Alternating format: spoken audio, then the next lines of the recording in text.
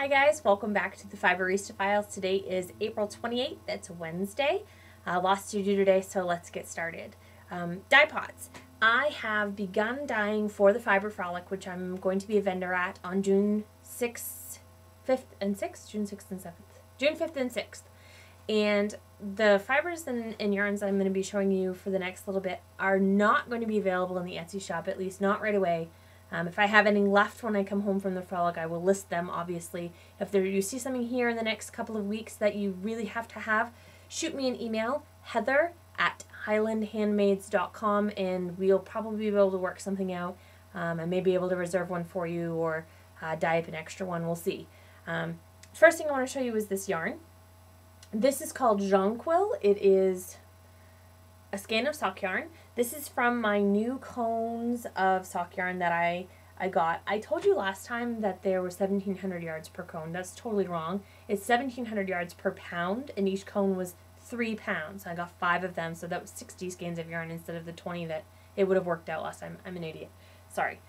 Jonquil is dyed in shades of green, aqua green, and yellow. A beautiful lemony yellow, and I spot dyed again, green on one side, yellow on the other, and then combined what was left, and it made a combination between the two, and that was what I put in the middle. So although it looks to you like there are some white sections, like right in here, there's really not.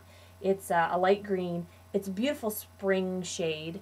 The light in here is kind of silly. I had to turn my camera 90 degrees in order to get the cord to fit this week, so everything's a little bit messy and odd. But that's Jonquil. That's about 432 yards of fingering weight sock yarn.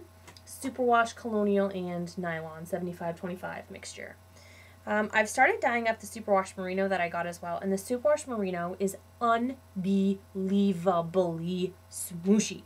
I can't stop smooshing it. It's a good thing it's a superwash because I have felted it long ago. This is Hope. Hope is in the shop. It's the listing I have right now for Hope is reserved for Amy for Artemis Orange, and she's going to pick that up soon. I think she's going to learn how to spin. I'm wicked excited for her. But this is more of that colorway. It looks orange on your screen. It's not orange. That is coral red. That's almost a combination of pink and orange. It's a hot, hot color. There's some white areas in here as well that I allowed space between the dyes in order for them to sort of bleed together.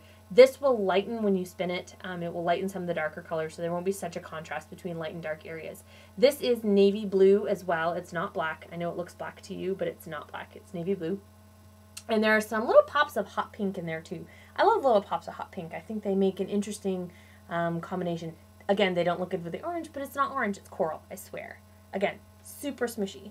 These look braided to you. They're not actually braided. They're crochet chain, and you can see that central knob in the middle there it's just a bunch of loops, crocheted loops, and I pull them through, and it makes a skein of yarn of fiber, a braided fiber about this big. I'm going to hang it from pegs in my shop, and they're going to hang like this so you can smush it and have a good time. If anybody can go, that would be awesome. Let me know, and we'll totally do a meetup. This one is Rose by Name. This is a colorway that I haven't done before. I did something similar to that. I named it Rose by Name. I did a skein of sock yarn called that, but this one is much more vibrant than that. This does have bright orange in it, as well as wine here. This wine red, this really deep and rich, and another like an old rose, sort of dusky, dark pink as well. And these colors all blend together really nicely. I can't wait to see somebody spin this up. It's beautiful, and I love it. And oh my God, smush, smush. If I could roll around in this, I would. I can't because I'm going to sell it, but I want to keep it. So that's what's in the dye pots. Processes, how do I do what I do?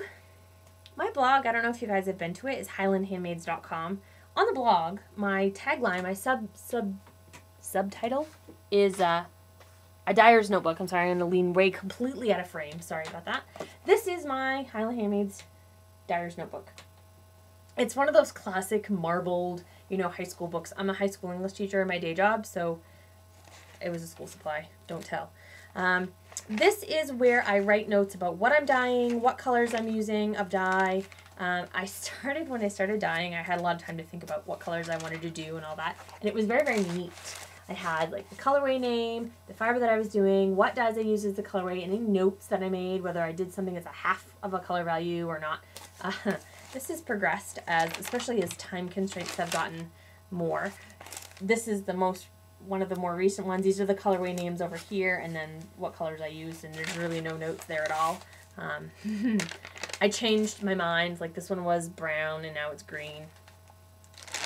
There are some that have dye all over them, like you see right here on the edge. I was dyeing. There's colors all over that. It's a mess.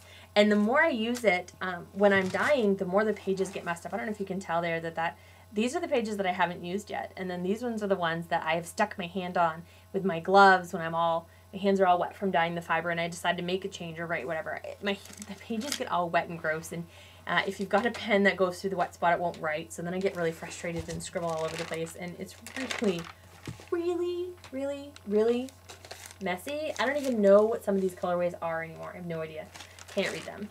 So I'm trying to transition. I'm still keeping this as notes for what I'm doing as I'm doing it. But the colorways that I like, the colorways that I will do again, the colorways that I want to remember how things go, and what dyes I used, and any changes I made to it or anything like that are going to go in here. This is just a regular 3x5 index card holder, alphabetized. It's got all the tabs colored. And in here I have, and I'm going to cover this up to, no, I don't want that one. To cover like my dye companies and stuff, so you don't need to see that. But basically this card is my dye, and it says my info, and it says April Showers, and then it will tell you, you know, all the colors that I used and any notes that I had to make. So I'm hoping that eventually I'll be able to just stick one of those index cards on the wall and go from there and not have to worry about getting it all wet and ruined.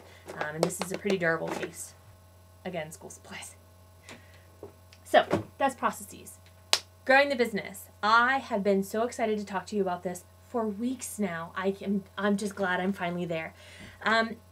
When I first opened my shop back in November, I was so excited because within a few minutes I had sales. Some of my friends from Plurk, Stacy from Tempted Yarns, Karen B, a couple others, bought fiber almost as soon as I listed it, and I was having so much success and so much fun, and I was so excited about beginning this journey to make the fibery lifestyle a paying one and make it what I do for a living.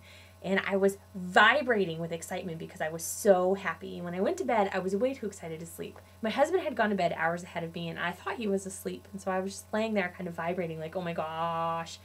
And he rolls over and says, "What is wrong with you?" And I couldn't help myself. I just grinned this huge grin and said, "I'm Fiberista." And I had to explain it, of course. That my explanation was that, you know, baristas, baristas from Starbucks, but I'm actually Fiberista because I deal with fiber.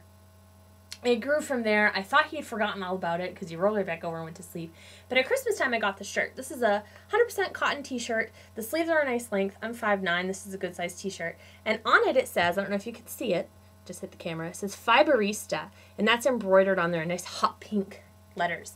And I thought as a cool way to thank you guys for your awesomeness and listening and all of that to me every week, I would offer this t-shirt to anybody who makes a donation to the business, to Fiberista Files, to Highland Handmades of $25 or more. So there's a little button over here, down here from PayPal. And if you click on that button and you donate to the business, to the shop, to the podcast, if you donate $25 or more, you'll get a t-shirt like this. I can customize it for you as far as the size. They go from small to XXL, and the color of the word Fiberista. My cat's attempting to get in. She's going to come in a second. This one is hot pink. You can get it in any color. Any donation of $25 or more, I will send you one. I need you to give me your email address when you donate, and I will contact you as far as what size t-shirt do you want, what color do you want the word Fiberista. That's gender neutral. Barista is gender neutral, so is Fiberista. And then if you'll allow me 4 to 6 weeks to get that out to you, you can have a Fiberista t-shirt of your very own. That's all I really had this week. I'm running up against that 10-minute deadline that YouTube has, so I'll say goodbye for this week. Thanks for tuning in, guys, and until next time, happy spinning and knitting. Thanks.